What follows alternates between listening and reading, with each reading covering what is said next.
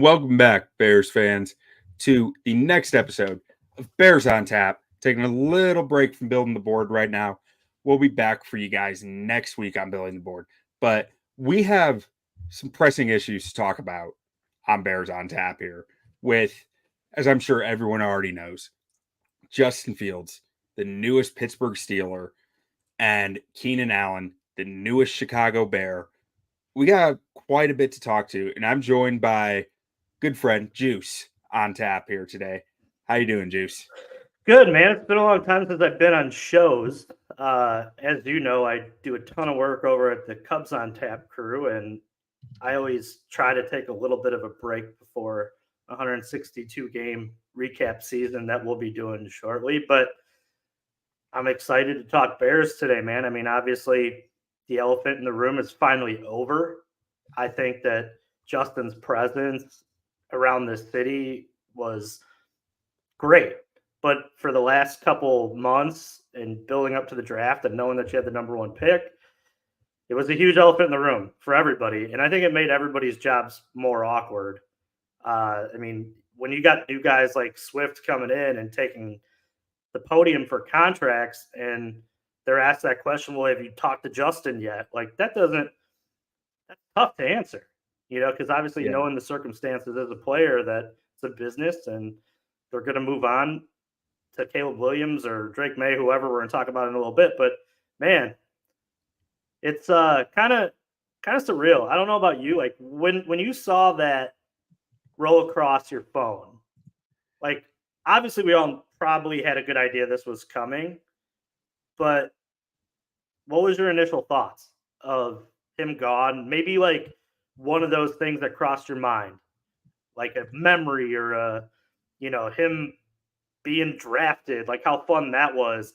It was a lot more difficult than I thought it would be at the end of the day. Truthfully, the first thing that hit me was just relief. Relief that there might be some sanity in Bears Twitter again. Relief that we could start talking about where the Bears are going as opposed to debating whether where they've been is enough. And I always struggle with this stuff personally because it's like once I feel like I have a pretty good idea of where the path is, I want to talk about where it's going. Right? I really struggle to sit in the once I think, and I had a pretty good idea that this is where they were going through back channels and people that I talked to here and there, that the debate was over, and I have a really hard time continuing that debate once I feel that way. But it was also kind of a thing where it's like it's hard to talk about other stuff because it's all anyone wants to talk about, So it was a major relief to me, but I have to say the more nostalgic feeling didn't really hit me at all until just now in pre-show when I was pulling up, plays to talk about and like moments that were, maybe favorite moments from Fields' time here. Because going back and watching some of those, it was like just the energy and the hope that those brought, like those did just hit me pretty well. Yeah, it's weird, right? Because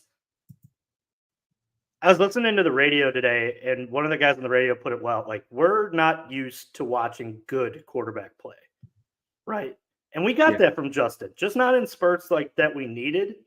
So I think that's why this is so odd, because he is so talented, and there is an absolute path in the NFL for him to succeed in Pittsburgh or wherever he goes next after there. And I think that's why I don't want to turn the page too quickly yet. I still want to talk about Justin, but it's, to me, I sit in there and I'm like, man, whoever they bring in next, they better do whatever they can to make sure that athlete has whatever that they need. Because sometimes I feel like we're in like the twilight zone over the last couple. It's like draft a guy with a lot of talent, and then he doesn't get it done, and they change coaches 17 times while he's here and throw 7 different systems at him. And it's like, as a fan and as somebody who like goes to the games every week, season ticket holder, like I I really hope that this is the time they've gotten it right. And I like polls, but at the end of the day, all these guys are talented. That's what I kind of want to say to everybody. They come out of college, they have attributes. Caleb maybe is more talented than anybody we've seen come in here. And if that's going to be the route they go, then that's great. But it's still like any other sport, like any other job, like anything in the world. It comes down to nurturing talent and developing talent and putting them in situations to succeed. And I love Keenan Allen and I love what they're doing. But there's more to this that I hope the Bears see. I hope they see that there's reasons they continue to make mistakes and to right those mistakes. I hope that this is the one they get right. And I hope that Caleb is open minded too to like putting his nose in there and telling him the way he feels. Because sometimes I feel like both these last two quarterbacks and Mitch and Fields, they kind of sat and they kind of just went for the ride. And the Bears screwed that up. And it ended up being that they were riding around on a Chicago Pace bus headed into Lake Michigan. So I don't know. I love it. I love Fields and I wish him the best, but I sit here as a worried fan and I'm like, man, like I don't know enough. And that's why I sit and queue like walk me off the edge a little bit on a little bit of this. So I think I really like what you said there about both Mitch and Fields, and it's for two very different ways in my Sure. mind. It's I think Mitch was very much along for the ride. Aw shucks, just happy to be here. You know that was very much his personality. It felt like, um, while Fields, I think what you're saying makes a lot of sense, but I have a hard time saying along for the ride. I think Fields was your good soldier. You know, he's going to do what he's asked to do. He's going to follow out orders over and over. But he's not going to push back very much. I don't think on anything, which is something that I think you will get more of with a guy like Caleb Williams in good and bad ways. But the good outweighs the bad. You hope. You look at guys like Peyton Manning, Tom Brady, Pat Mahomes. You think they don't push back? There's some bad stuff there too, but they're good enough that they can. And that's what I'm thinking you get with a Caleb Williams. Thank God. Then that's And also, I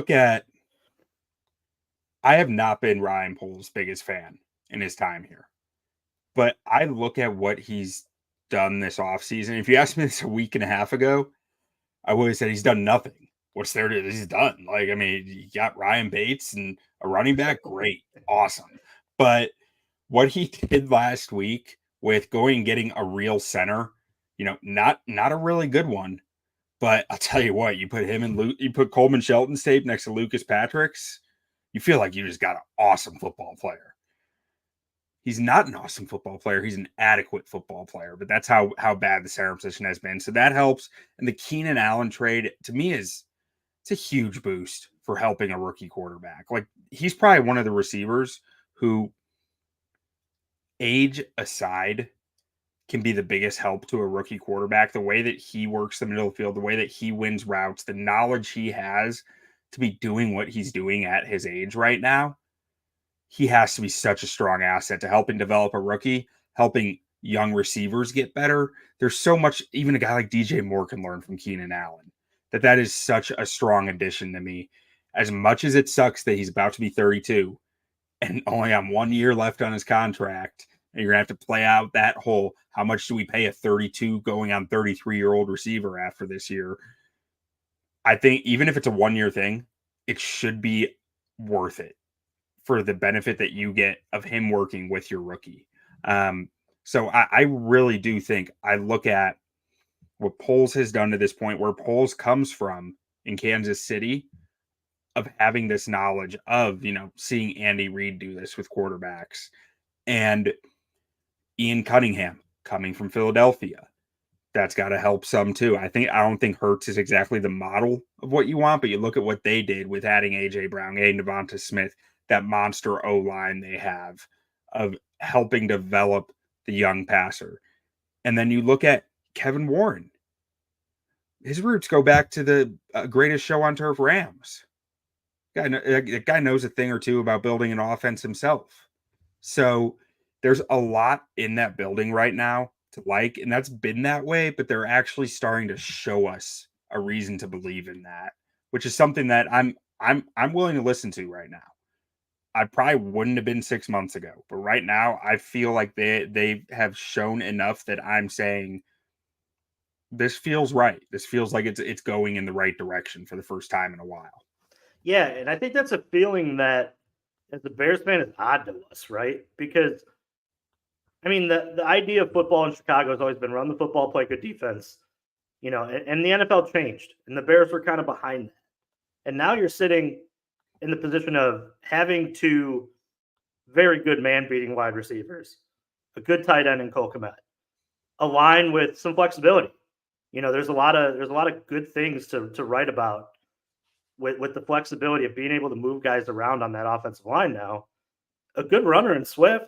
And honestly, I love the running back room between Herbert on a 1 year, prove it next year is his last Mm-hmm. contract year. And then Roshan Johnson, who we saw some spurts. We saw a guy who runs really, really hard and can get those, extra 1 to 2 yards, carry some guys across the first down lines and into the end. There's a lot going on. And then you start to get to this defense that we saw a lot of good things at the end of the year.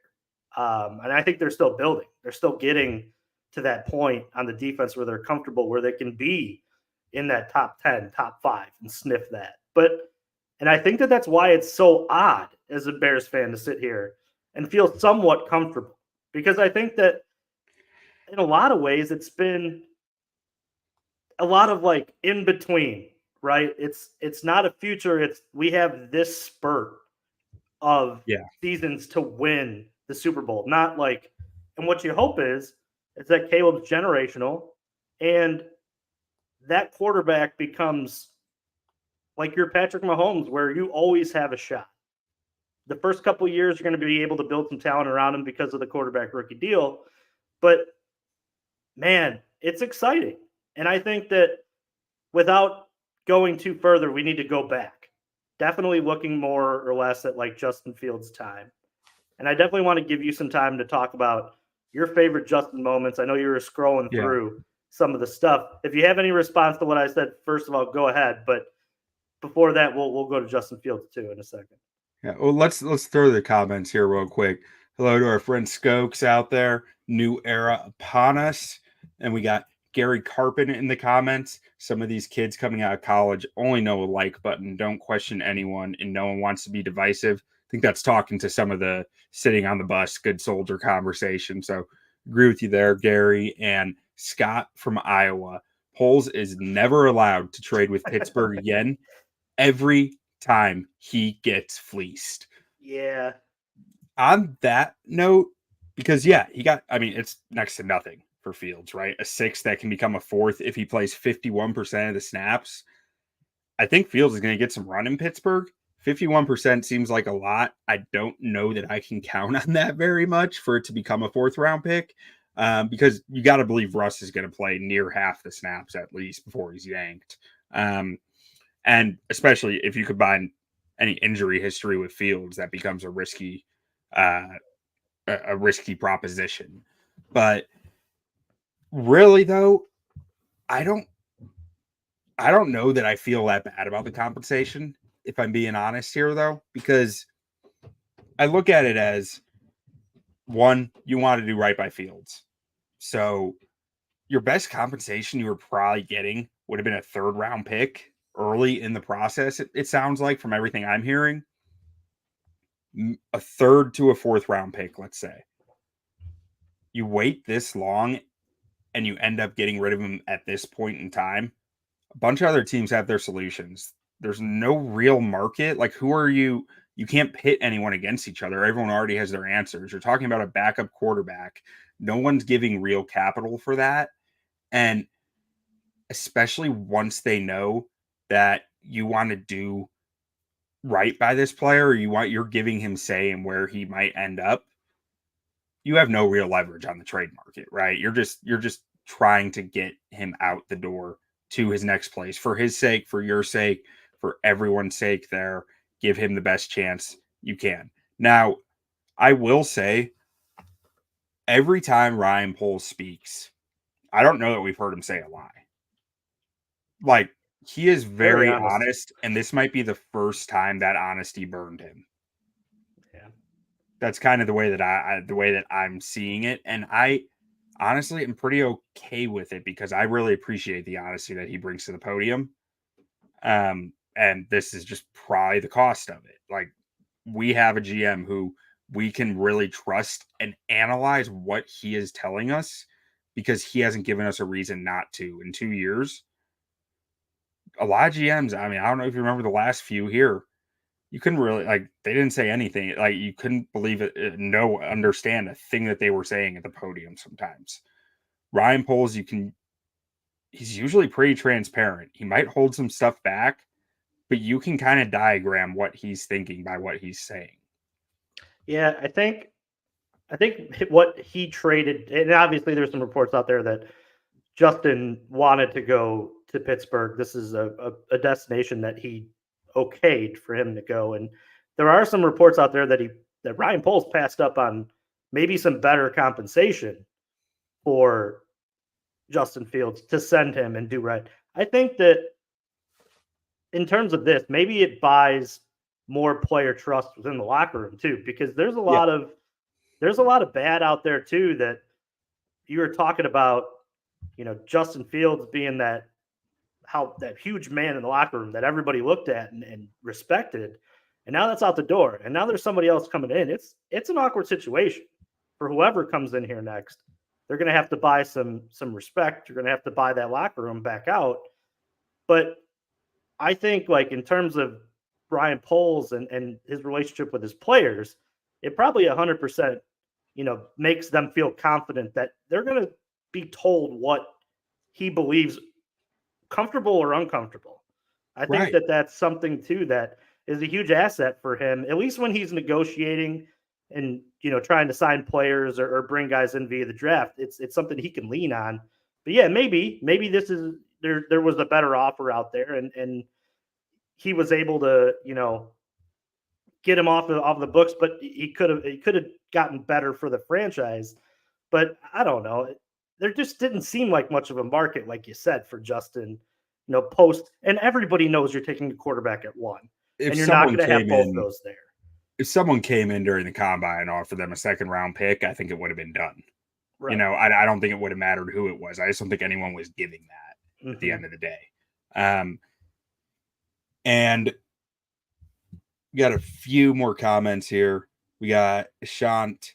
I'm sorry if I mispronounced that, but a little bit of a rude comment saying that Ryan Poles has been in a food coma since he traded Justin. I don't know about that. I saw Ryan Poles at the Senior Bowl. He was looking slim. He's been cutting down. He's getting in good shape. But stressful anyways, job. I mean, maybe eating less or late nights. I mean, I could see it. yeah. I mean, he looks like he's taking good care of himself, honestly. I mean, I saw him down at the field. I was like, is that Ryan Poles? It looks like him, but that dude is like a rail. He's thin. Maybe him and Kevin Warren got like some like workout routine or something, slamming the door, and that's their thing in the morning. Get there early before morning anybody gets workouts. out. They're doing early morning P90X with Kevin. I like it. Talking stadium, talking roster, talking all of that while they're both doing the elliptical or something, which would be a hilarious shot. But yeah, I think like we said, we obviously always want more, right? Especially for a guy, I think that has a lot of potential. But the Bears were to me, it was just a horrible position to trade Justin at this moment. There's just not a lot of leverage, like you said. At the end of the day, I don't care. No, and no one's going to remember that compensation if Caleb's great, right? Or whoever comes in. I know we're kind of jumping the gun on, but I mean, we probably all think it's going to be Caleb at this point. But I mean, no one's going to be like, oh, remember when we got a 6 from Justin Fields after you're hanging up like 4 Super Bowls? No, nobody gives a shit about that. Yeah, or even if not, if he's just a Pro Bowl QB twice, no one's, I mean, that's all it would take. So I just want Super Bowls, Q. Yeah. At this point, it's somebody who's it's Super Bowl or bust now, Yeah. But which is nice. let's stick on the Fields topic and just I want to talk through some of our favorite moments Oh with yeah. Fields. And I've got a few here, but do you have any ones that jump out to you, Juice, as some of your favorite moments, plays, whatever it might be? Miami Dolphins game in general, I was there. And I'll tell you what, like I've been I've been in the arena when a basketball player takes over a game. You know, I watched Jordan in those 90s. Like you that was that type of atmosphere. That like anytime Justin touched the ball that day, it was going, man. That was and that was like the height, right? After that, you're sitting there, you're like, man, like they got a guy, let's figure it out.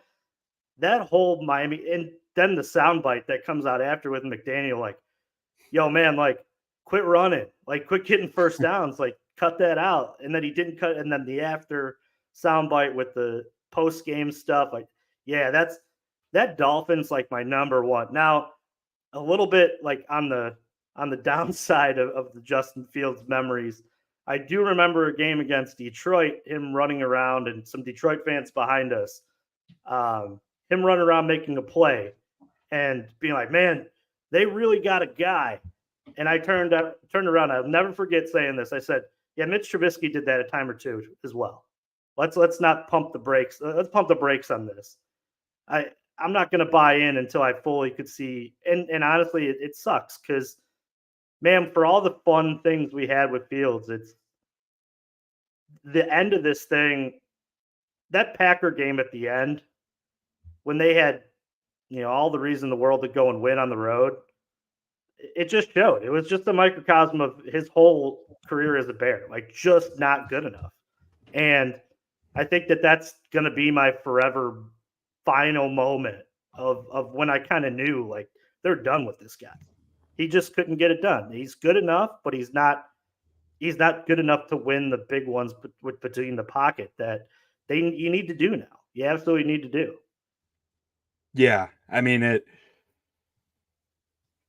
I think a part of the reason why I was like it didn't hit me that hard is because I went through this in October. Yeah. I was if any of you guys who listen to us, if you listened in late September through most of October, I'm sorry, but I was a wreck. I was like, I don't want to talk about this. This isn't fun. This isn't gonna work. None of this works. I hate everything. Like I was just in a bad place, and a lot of that was because I was mourning Justin Fields. I was in that spot at that time. I think a lot of people out there who have been pretty vocal about moving on from Fields to this point, at least the ones who I speak to, were in the same like you go back and you listen to them back then, it was a dark place for them. So like I I don't want to sound like I don't know where people are sitting with this right now because like I was there. It sucked, you know, but I just want to give you hope too. Once you get out of it, oh boy, it's exciting to be a Bears fan right now. Or like in a couple months it will be for you guys. Like it's going to be a lot of fun. And I can't wait for it. But on the Fields topic, like I pulled out 3 plays that just really stand out to me. And the first one against Green Bay in 2022, Bears are up 19-17 in the fourth quarter. Fields drops back to pass, evades pressure, pulls out left to the left side of the line, and just unleashes, just like flick of the wrist, unleashes a 50-yard bomb for the N'Keal Harry catch. Will go down in history as that. The N'Keal Harry catch. Best catch of his career. 50-yard bomb. He couldn't get in the end zone with it, which is actually kind of funny, but it was like a perfect ball, right on the money. N'Keal Harry pulls in the contested catch because it's N'Keal Harry. Of course, it's going to be contested, but awesome catch, amazing ball. Great to see that. And against Green Bay, like they lost that game. In the fourth quarter, they just entered the red zone up 2 already, and they lost that game. Okay, why do we love this team? Anyways, Honestly, why do we? We sit here on. I remember being at that N'Keal Harry game when he caught it at the one and being like, because that was the last team I actually had to see the whole NFL. I've seen the whole NFL play at Soldier Field, yeah, which is kind of a cool. And I remember being like, man, like how awesome was and feeling so good about that team, right? Like hmm that was things were coming, man. But yeah, I remember that. I remember that one pretty well. and then my second one here was 2022, and I was actually in an airport in this game, and I get off, or I just landed, get off the plane, turn my phone on, go to my NFL Plus app, and flip the game on, and it's Bears Eagles. And right when I flip it on, Fields goes for this 50-yard touchdown run. He broke 3 or 4 tackles on his way to the end zone. Just ludicrous. Like that's a quarterback who just did that type running, which it was just so. It was this weird moment I had standing in the airport at the baggage collection, waiting for my bag to come out. Of just like the Eagles are like 12-3 right now, and he just did that to their defense. That team went to the Super Bowl that year. Uh huh. Like, oh, that was it. It just felt so good. Of like, they got the guy, you know. Uh huh. And then my last one, this was before Fields really started to break out in 2022, when there were still it was still hitting gray area of like, I don't know, is this guy going to be good enough? Like, we know he had the pedigree, but that Washington Thursday night game, which was an ugly, Yeah. ugly game about everything that could go wrong did go wrong. But late in the second quarter, down 3-0, Fields just has this moment of, I'm willing this to happen. Of I'm gonna make us score. He, with the left tackle getting shoved back into him, it looked like he might have broken his leg on the play. Honestly, he didn't, but like the way his leg bent, he was very lucky he wasn't injured. Chucks this 40-yard bomb up to Dante Pettis in the end zone. Just like the zip he got on this football through the contact that he went through on this play, it was, I'll never get over that throw. It was just perfect, on the money. His legs getting sawed in half, like it just incredible. Is it bad that like we have the N'Keal Harry catch and we have like the Dante Pettis catch Yeah, too? Like, because I feel like our wide receivers for some of these years didn't catch enough balls where it was memorable. no, there aren't many, But yeah, but but that was Fields, right? I mean, it was like I feel like we're sitting around like a funeral here, like, oh, that was Fields, you know. But no, it was just there was those moments, but it was never I don't know, it was never enough, right? Like, I mean, you watch some of these yeah, games and you see some of these throws and you see some of the plays that like a guy like Mahomes makes or Josh Allen or Herbert, and you're like, man, like it's just different. And then you watch Justin, and it was there. Like there were moments where you're like, man, you yeah. could see it, but just never enough. They've just Never enough they of them. dwindled all year this year. Like it just they kept getting less. Like at the start of the season, they just weren't there. First few games, and then they were there in bursts after that. But it felt like the last few games of the season, it was getting less and less reliable. Of like, can they even happen? And that Green Bay game was just the ultimate example of like, they're not there. You Yeah. needed them to be here, and they're not there. I got a question for you. It's not something that we rehearsed on our little show outline either. What's your prediction for Fields? What do you think his career is going to end up looking like? If you had to right now make some type of a bet, what do you think it looks like? It's wild, isn't it? Like I think it's a really tough one to answer. This next year in Pittsburgh is going to be tough. I mean, I think he'll get opportunities to start down the stretch. But if Russ, you know, does well, then he might not even see the field. But I wouldn't bank too much on Russ being good enough that Fields won't get a shot, at least a chance to take the job. Um, and honestly, if Fields gets the chance to take the job, I could see him taking it. Like, I think that he is a fighter. He is, his back's against the wall. That's when he's going to do some of the craziest stuff that he is able to. But also, it will never, in my opinion, it will never all come together to where it's something that you can rely on when you truly need it. I think he needs the correct circumstances to really shine. And that's always going to be tantalizing to fans, to coaches, to GMs. So even if he doesn't start this year, he will get chances to start because of that tantalizing talent. But until he learns to attack the middle of the field without hesitation, it's just going to be tough. It's going to be Yeah. tough for him to ever be consistent not doing that. Yeah, and all last year being on the show with you, I remember hearing all that from you. You know, that he never threw with anticipation across the middle of the field. And like you watch anywhere else in the NFL, you got to be able to do it. And yeah, that was definitely the one thing that kind of throughout the year I remember you harping about heavily about, hey, like he doesn't see it. And that's a problem, you know. You want to jump into the comments a little bit? I know we've got more of those that Yeah. have kind of popped up. So we got Sean again. One of the problems that will be addressed with the 9 pick, but one of DeMarcus Walker or Tyler Scott will be a starter for us.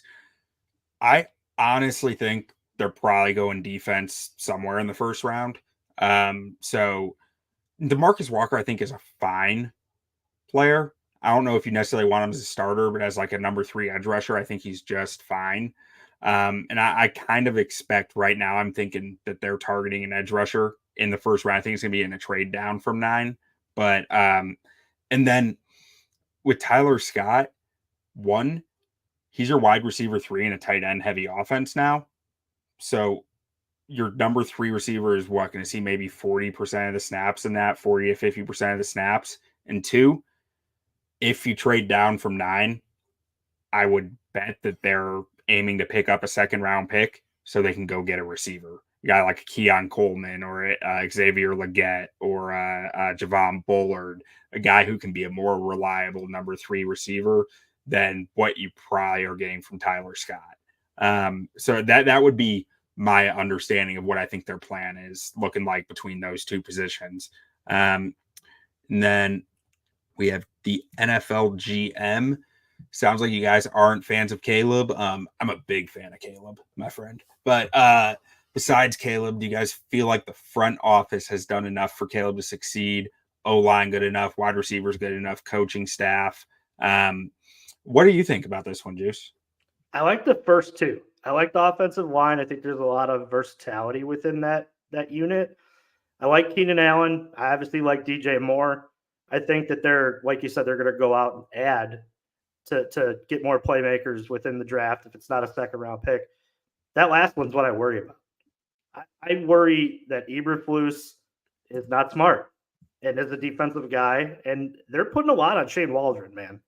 And that's something that I don't know enough to feel comfortable about the coaching staff side of it in terms of the coordinator, what Shane likes to do. You say it's a heavy tight end offense. I know that he did some great things with Geno Smith, but to me, it's all about development. And you got to nurture this kid's talent, or it's just not going to matter. I said it earlier on in the show. All these guys who come out are talented. They play Division I college football. That's an echelon within themselves there. Caleb has great talent. Now it's about what the Bears do to make sure he maximizes his own talent. And the Bears have never developed a quarterback. And the Bears have no experience with doing this. But you know who does? Their front office. Ryan Poles does. Yeah. He was in DC. And I feel pretty and Ian Cunningham as well. I feel confident that they know what they're looking at, but there's a lot of pressure on Shane. I think that it's it's a tough situation too because they got to win, right? And it's time to win is now. Like there's no training wheels like Bryce Young last year. It's it's Caleb comes into a Ferrari, go drive it. Yeah. And that's tough. It's not easy. And then with next comment here, we have Jeremy asking us, when do they get a wide receiver? I mean, I think like I said earlier to the previous question, I think that they are looking to trade down from 9 and pick up a second round pick in that trade down. So if you have another top 60 pick, right now I'm building the board, we have 13 wide receivers in our top 60 players. One of those guys is, as long as you're within probably the top, if you're in the top 50, I'd say, because that's probably what you're looking for in return, 50 to 55, you're going to be able to get one of these guys. Now, a question of whether it's a fit, who knows? It's hard to say with a whole new offensive staff, but I can say, I've watched each of these guys from, we're talking about Lad McConkey, Keon Coleman, Troy Franklin, Javon Baker, Xavier Legette, Jermaine Burton, Roman Wilson, and even after that, you have guys like Jalen Polk and Anthony Gold. I like a lot of these guys. This is one of the deepest wide receiver classes we've seen maybe ever, or at least in my lifetime. There is so much wide receiver talent to be had in this class. If you can you go get another second round pick, I feel pretty good about your chances of landing a receiver who's going to be at least sufficient. And it's always a crapshoot with the draft because, but as far as how you feel about a prospect, I feel really good about most of these guys. And then back to the NFL GM, what's your realistic expectation for Caleb for you to feel confident and excited for him being the franchise quarterback for the Bears? Is it wins, stats? What do you like to see from him? Or what would you like to see from him? As far as like in the NFL, what I'd like to see from him, I think it's going to be a pretty run heavy offense, if I'm being honest. That's really going to make his life not that difficult. It's stats, wins. I don't really put too much weight on either. Obviously, stats, to me, stats are a product of the tape. It is a way to put the tape on paper, right? To me, I want to see it on the tape. I want to see the process be quick, be efficient, and make sense. That's all it comes down to me. How is his process? Does it make sense? Is he doing it efficiently? And if he does those three things in his process, I feel really good about his chances because he has all the physical talent that you could dream of.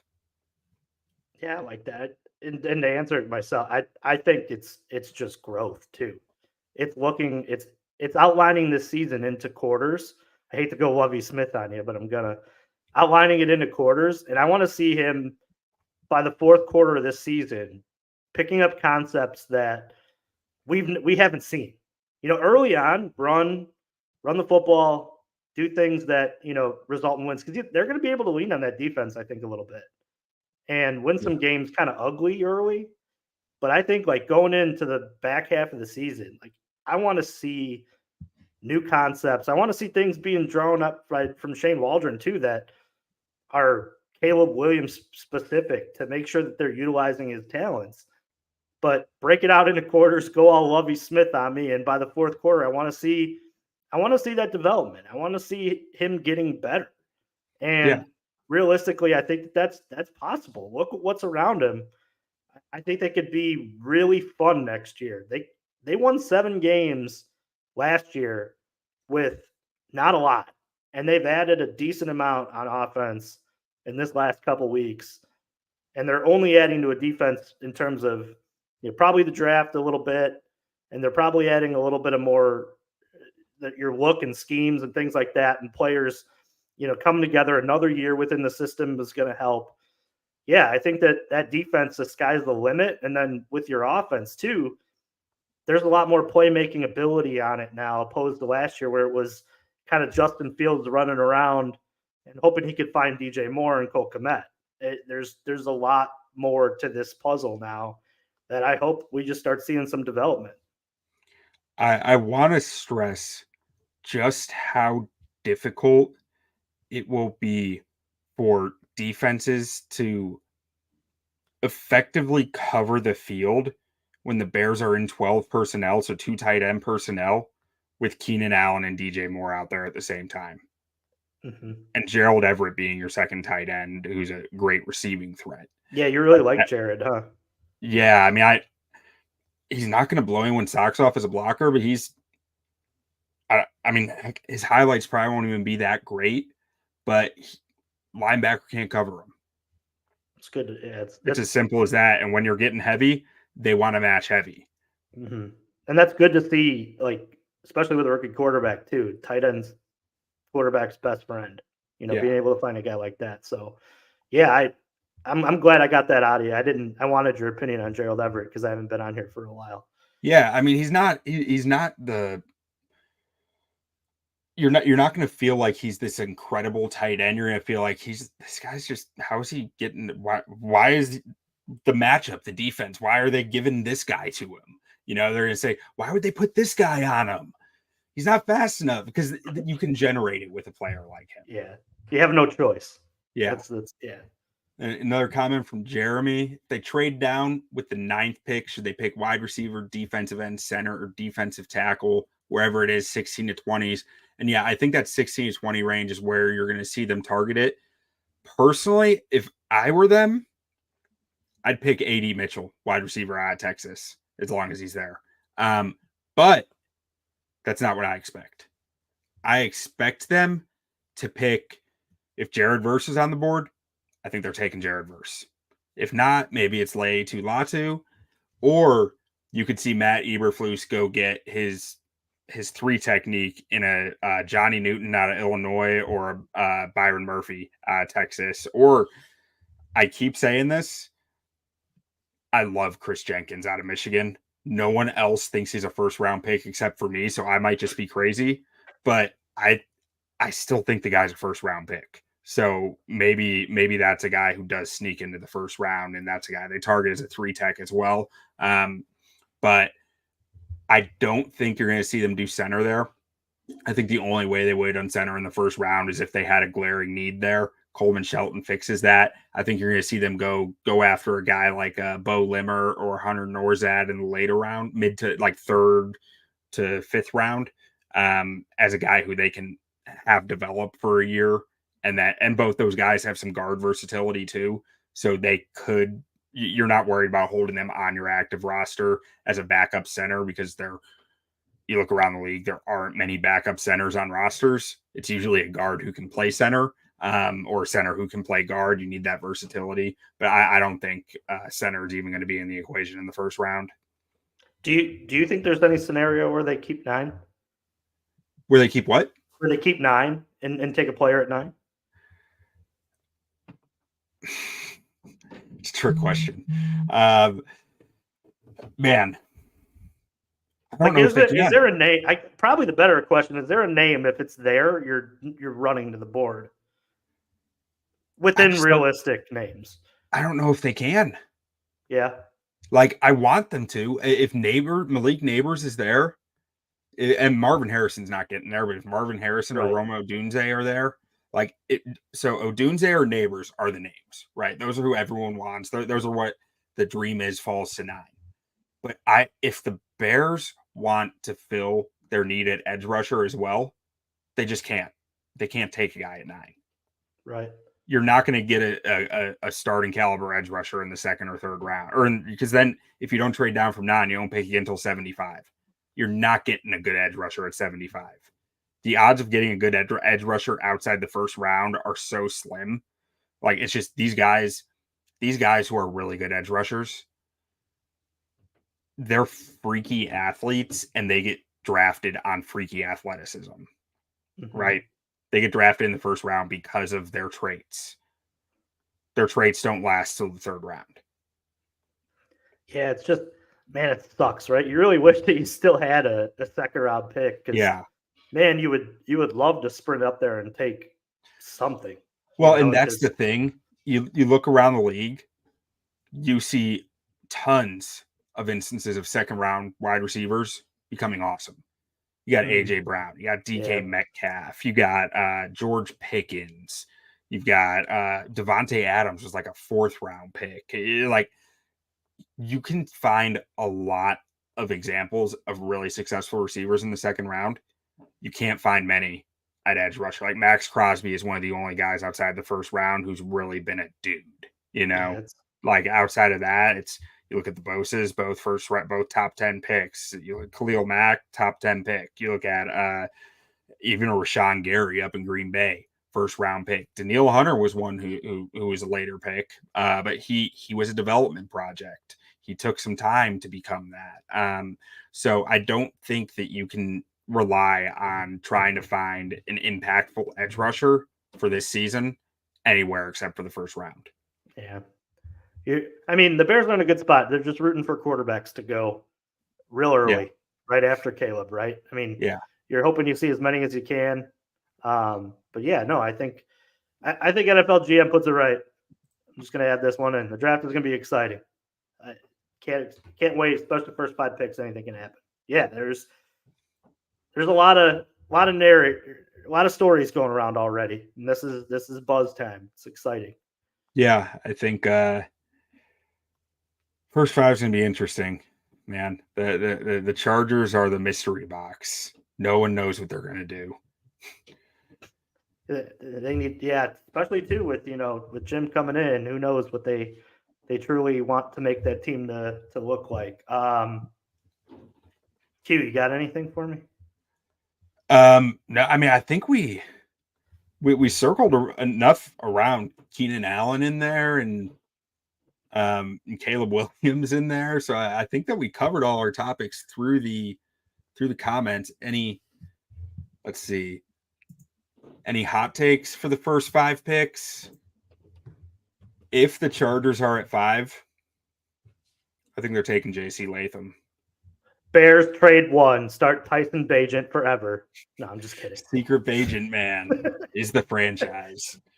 Love it. Have you seen any of that? There's been some of that on Twitter. I think we should take this a minute to assess the ridiculousness of that. Yeah, I mean, I just can't even fathom why you would argue to keep. He's a backup. That's good. I mean, good for him. I don't know. I mean, even if you don't like Caleb, why you would argue for Bagent over Drake May is beyond me. Because I think Drake May would be the best quarterback in either of the last 2 drafts, maybe 3 or 4 of the last 5 drafts.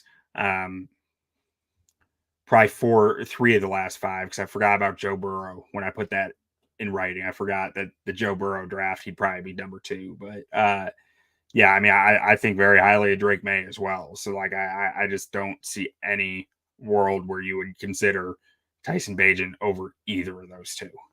Within the division, I got a question for you. Within the division, any of the Vikings coming up? I know that's been a topic of conversation if they're willing to move up and get a quarterback.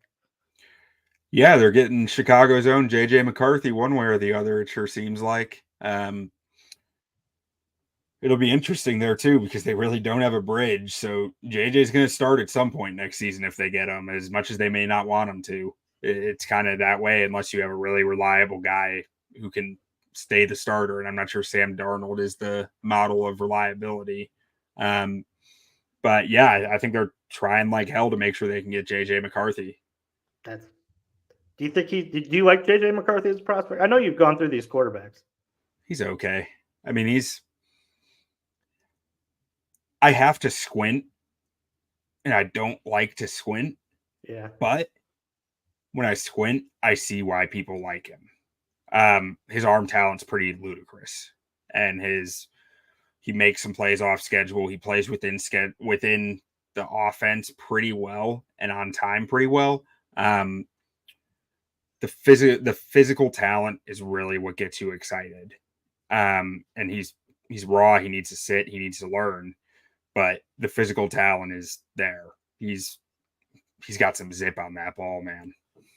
Yeah, there's a wide array of opinions on him. I feel like while I read a bunch of stuff. Yeah, I understand the excitement, and I honestly I understand why some people would put him ahead of Jaden Daniels. I really do. And I question myself even whether I like him better than Jaden Daniels. Because Jaden Daniels is one of the weirdest watches for me because he's when I grade a prospect, I have a film grade, I have a ceiling grade, a floor grade, and a athleticism grade. Daniels has the best film grade of any quarterback in the class for me. And I don't like his tape very much, but he doesn't make mistakes. He just also doesn't do anything that's that impressive outside of running. Like as a passer, a lot of what he does is very scheme oriented and 2 first round receivers on the outside oriented. But his running is incredible too. It's very conflicting to try to think through what lens should I view Jaden Daniels through, whereas with JJ McCarthy, it's not as conflicting. But he's going 3, right? Are the Patriots taking him at 3? Is that? I don't think so. No. Okay. If the Commanders take Jaden Daniels at 2, which is where all the heat is right now, the Patriots are going to get the Patriots May, taking Drake May. They're not passing on Drake May. Drake May is too good of a prospect to do that. If the Commanders do the smart thing and take Drake May, I think Jaden Daniels might fall all the way to 6 to the Giants or further if the Giants don't want him. Because I think the Vikings are going to come up for McCarthy one way or the other. And I'm not sure that Jaden Daniels is their cup of tea. I'm not sure that he's what Kevin O'Connell really wants in Minnesota at running a McVay-esque offense. I think Jaden Daniels is a player who you need to build a Philadelphia type offense for, where this is for this quarterback. We need tons of talent for him, and we can be a really good offense then. Because I think that's something that gets mistaken. You can't make a really great offense with any quarterback, regardless of who's around him. You need good scheme. You need that quarterback to execute on time within the scheme. And I think Jaden Daniels can be that, like a Jalen Hurts type, different because him and Jalen Hurts have a lot of differences in the way they play the game. But the one similarity that brings them together is the threat of the ground game and how that impacts defenses, coverages, assignments to protect against his legs hurting them. And I think that whatever team takes Jaden needs to be all in on building their offense for him, not plugging him into the offense that's there. And for the Patriots, the team is bare. Yeah. They need a lot of help. I think if the Patriots take Jaden Daniels is not going to be long in the NFL. And I think the Patriots know that. So I don't think the Patriots I think the Patriots are looking to trade down. And if they're stuck there, I think they take Marvin Harrison Jr. because just take the best player on the board at that point. You need everything. Why plug a quarterback into a team that doesn't have a quarterback ahead of him that he can sit behind? You know, a guy, I call it the Alex Smith bar. Mm-hmm. Or Alex Smith, was the Mendoza line? It's the Alex Smith line instead of he needs to be Alex Smith or better to believe that you can sit a rookie behind him. And they don't have that. So the kid's going to play. He's going to play on a team with no help, which, as we've seen with Justin Fields, can be pretty disastrous. Yeah, it would have been interesting to see if the Patriots had any offer in on Justin. That's another thing too. It would have been a nice little bridge if you really truly were going to get a quarterback. Yeah, he might have, but the other thing with Fields that you gotta consider if you want him as a bridge like that is he misses time every year.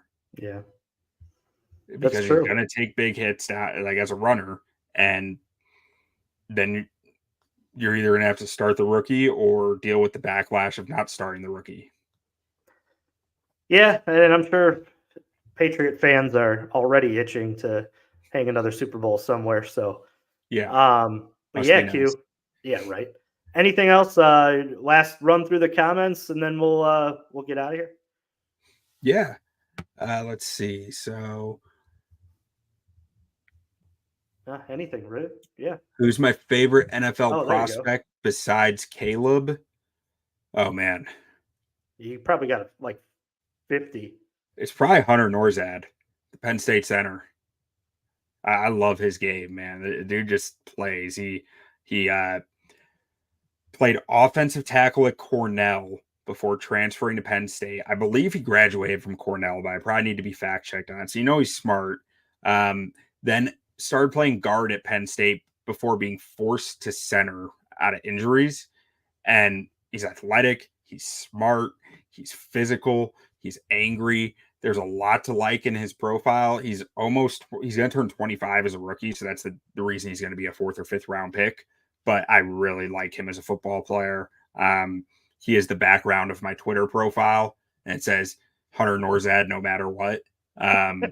Which is great. Him and Bo Limmer. Bo Limmer's my other favorite. I'm an offensive line guy, so like obviously I'm going offensive line, but Bo Limmer is going to get drafted higher than people realize. Right now, I think he's still being projected as like a fourth round pick. I think he's going to go late second.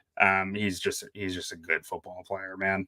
And then just keeping on with NFL GM here. Draft's going to be exciting. Can't wait for the first 5 picks to happen. And then thank you from NFL GM. Thank No, you for thank you. Yeah. listening. Yeah. No, this was fun. It was odd because Justin's no longer here. Kind of Yeah. sad, kind of happy, little optimism, little look back. But yeah, this was it's good to get on it. It's been a while since I've been on here, Q. Yeah. A little bit of Bears had a little bit of Bears drought here, but I'm back and man, coming back to this excitement, it just Before you know it, we'll be talking about training camp out at Hallis Hall. I was about to say out in Bourbonnais, but that doesn't happen anymore. I wish. I used to go every year, man. It was fun.